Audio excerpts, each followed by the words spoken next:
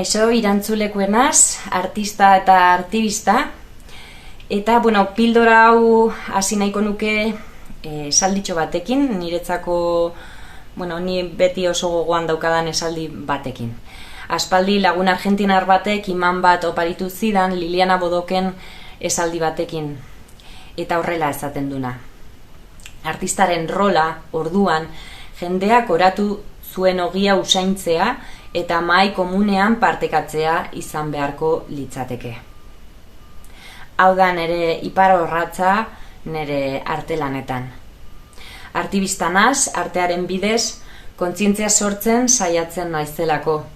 Hurbildu, sareak sortu, ulertu, onartu, partekatu, tartean sartu, eta batez ere elkarren arteko proiektu artistikoak garatzen ditut, eraldaketa sozial bat mugiarazteko.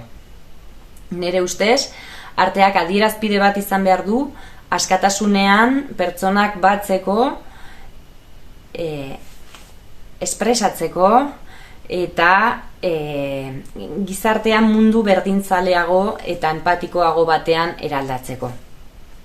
Nire nahia, zentzumenak irekitzea eta esperientzia sentsorial bat proposatzea da. Gogo eta egitera eta kolektibitatetik begiratzea gonbidatzen duten proiektuak sortzen ditut normalean. Horretarako kolektibo desberdinak bilatzen ditut, euren parte hartzea sustatzen dut, euren interbentzioak bilatzen ditut eta espazio publikoetan normalean instalatzen ditut, publiko desberdin eta zabaletara llegatzeko.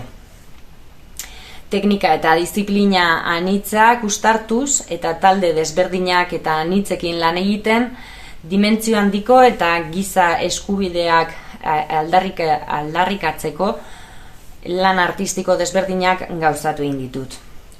Orain azkenengo proiektua gauzatu egin duguna, maitatzeko artea deiturikoa, arte instalazio ibiltaria da, orain arte Donostian egon da, Gipuzkoa plazan, astebetez, eta Zumaiako Oxford aretoan, eta datorren urtera begira beste Gipuzkoako 6 lekuetatik mugiaraztea eta proiektua hastea gustatuko litzaiguke. Kasu honetan, zuhaitz erraldoi bat eraiki egin dut, eskultura moduko bat, eta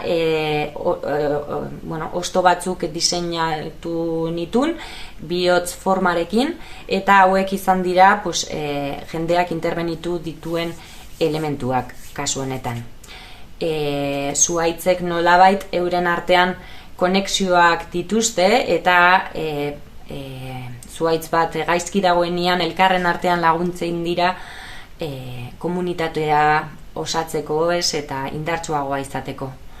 Orduan, metafora moduko bat egin dugu jendearekin, eta mezu desberdinak osatu egin ditugu beste pertsona bati laguntzeko gurarekin, Beste arte instalazio batzuk ere gauzatu egin ditut, beti dimentsio handiko arte instalazioak, beti elementu bat errepikatzen, eta adibidez, orain dela 2 urte, Atzmarka erraldoi bat osatu genuen Noaingo Zentzumenen parkean, 8.000 harriekin, Nafarroako ikasle desberdinek interbenitutakoak, eta eraldaketa klimatikoa geldiarazteko nahiarekin. Eta, hormairudi egintzarekin berdin gertatzen da, Beti proiektua saltzeakoan, beti oso transparente egiten dugu, aurkezten gea, proiektua aurkezten da, eta eurei gustatuko litzaiokena asaltzea eskatzen diogu, ideiak botatzen ditugu, eta ideia guzti horiekin ogia egiten dugu, eta hori da helburua, nolabait jendartea hobetzia eta elkarren arteko laguntza zabaltzea, sare bat osatzea.